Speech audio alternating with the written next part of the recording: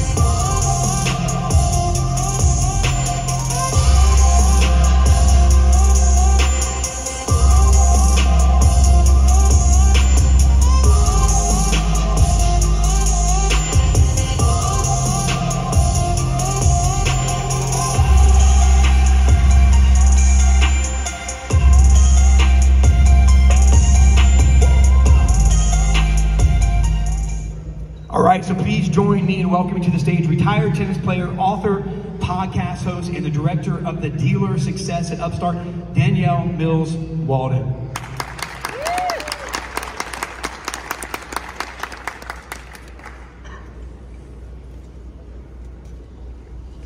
How are we doing?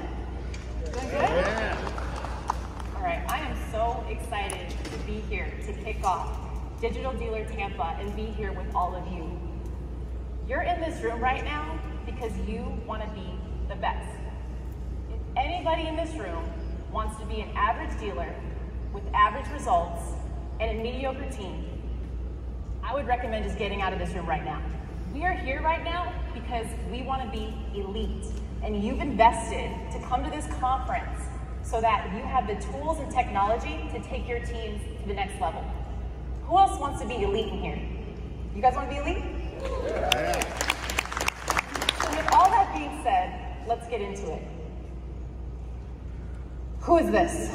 This was me back in 2010. I was playing the US Open Series, and it was crazy because I played professional tennis for 10 years. I started playing when I was 14 years old, started playing professional at 14 years old.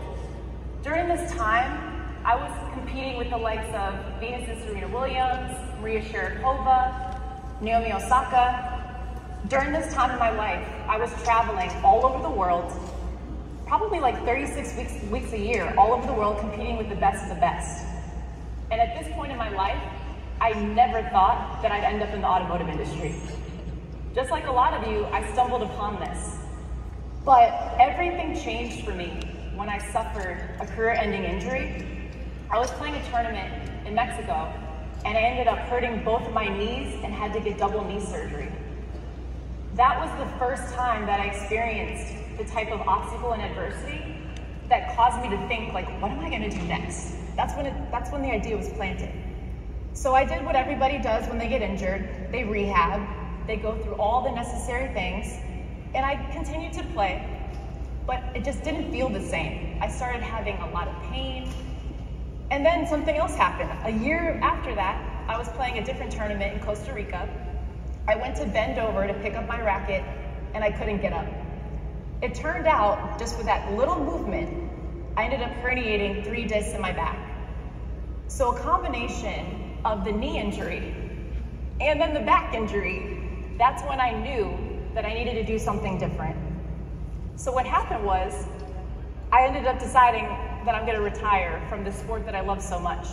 But I say that to say, there are times when you deal with obstacles. There are times when you deal with adversity.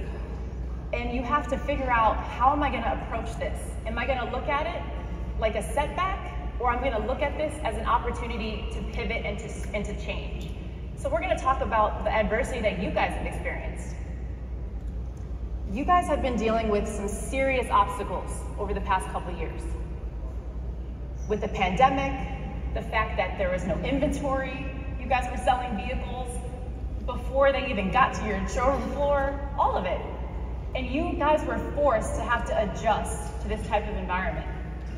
But let's talk about where you're dealing with obstacles today. The fact that The market conditions are a little bit crazy right now. Maybe interest rates, we're noticing that those are going up. You're dealing with customers that are coming into your showroom thinking that they're going to have a similar payment to what they're used to. And you're having to tell these customers that their payment may be double of what they were paying. So this is your reality, this is your day-to-day, and a lot of this stuff is not in your control. But today we're gonna talk about, there are times when you're gonna have to get uncomfortable, but that's gonna help you grow. Another area that I wanna spend some time on is the fact that the car buyer is rapidly evolving. A lot of you in this room may be millennials, but there are also the Gen Z buyer. And what's the most important thing to a millennial or Gen Z buyer? Speed, efficiency, and transparency.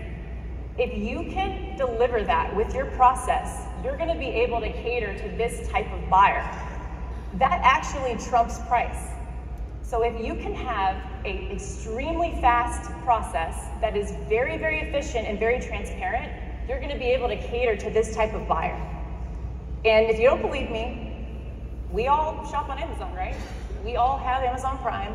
We all work with these tech companies that are basically there to disrupt the industries because they've implemented those three things to cater to this type of buyer.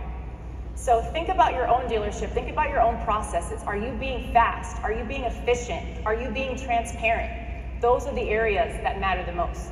But let's get into how we do this. So I'm pretty confident, looking around at this audience, that all of you have a website, yes. And I'm actually pretty confident that the majority of you guys actually have some way on your website for a customer to be able to start the car buying process. That's what the pandemic did. It forced a lot of you to do this. But what I want to talk about, and that's really the elephant in the room. So for about 8 years, I've been traveling all over the country, working with hundreds of dealers on this exact thing. And now myself and my team, we train dealerships on this exact thing. And it's the one area that dealers don't think about. It's the handoff. I would really, really challenge you to look at your process and to see what happens if I'm a customer that starts online and I walk into the dealership, then what? Am I greeted by a receptionist? Am I greeted by a salesperson? Does the salesperson even know what I did? My team and I, we train all over the country this exact thing because dealers think that this process is seamless, but I would challenge you that it's probably the most broken process in your dealerships right now, the handoff. We'll get into that a little bit more. The other big pain point that customers experience is the fact that the financing and penciling of deals is so antiquated.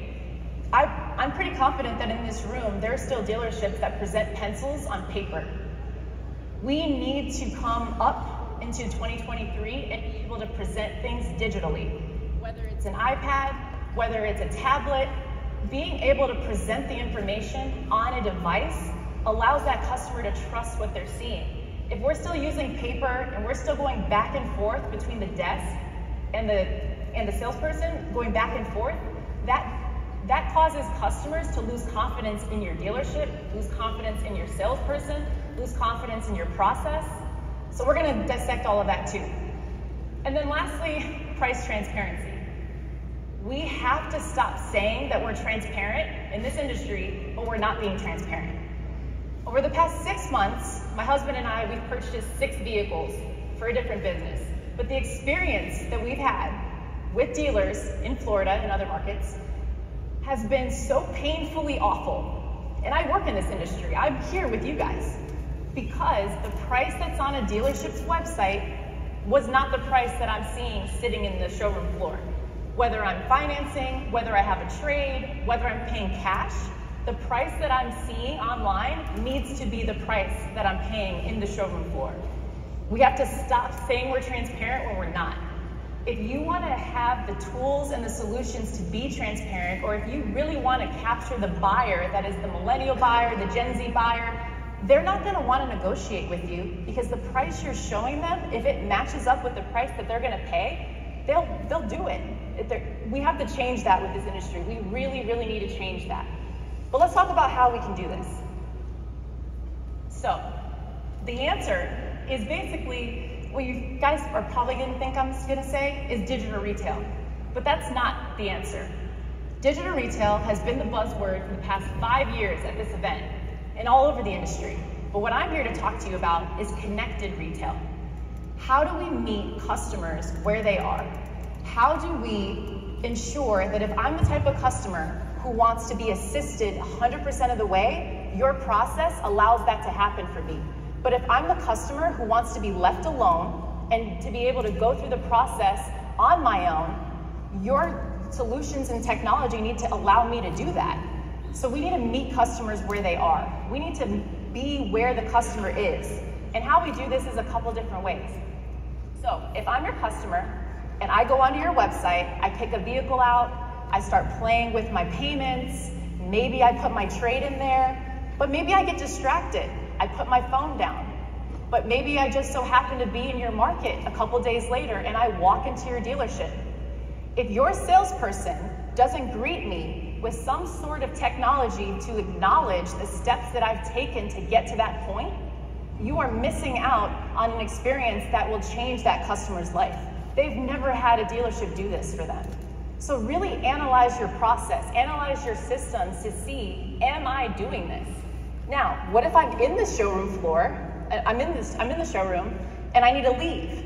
You also have to be able to give that customer the ability to go home and finish where they left off themselves.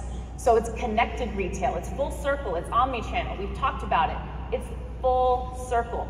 That's the type of experience that you have to deliver to your customers. And if you are looking at yourself and thinking about your own dealership process, and you're thinking like, man, I don't think we have something like that. Well, you're in the right place. You've invested to come to this event because your team and your company want you to take away the tools and technology to be able to improve your dealership to become elite. Because when we talked about this in the beginning, you guys don't want to be average. You want to separate yourself from all the other dealers in your market, right? You guys want to be the best in your markets. These are the types of things that can help you get there. Now, let's talk about the future. The new buzzword of this event is going to be AI. You're going to hear a lot of people talk about AI with you, but don't let that scare you. If you're not 100% familiar with AI and what that looks like, you're in the right place. What I'm going to challenge you to do is to lean in when people start talking about AI and automation. Before I get into that, by a show of hands, who's heard of ChatGPT in this audience? Okay, a good amount. Keep your hand raised if you've used ChatGPT to do something in your work. Okay, decent amount of hands. What I would say is a year from now, I think every single hand in this audience will be raised, because at the end of the day, that is what's coming. So don't be scared of it, lean into it more and become an expert at it. But let's talk about automation. What if you could have the ability to have instant credit decisioning for your dealership and be able to approve more borrowers with that process? How many more people could you work with? What if you had instant document verification upload? These are the types of things that we are introducing into the market that are a game changer. So if this excites you at all, what I recommend is that tomorrow you stop by and watch the speaker session that we're going to have, where I sit down with Mary Stokes from Leaf Johnson Automotive, and we talk about how she's implemented some of these strategies and processes into her dealership group to completely change her customer experience. We're going to get into all of that. So with that being said, I want to leave you guys all with this. Since I'm kicking you off, I got to put you in the right state of mind. Over the course of the next 2 days, you're going to be asked to do things. You're going to be forced to think about things that may be different from what you're accustomed to. But I'm going to challenge you that if you start feeling uncomfortable, lean into that feeling. Don't hold back. Don't resist it, because this is an environment for growth and to be your best. Thank you, everybody.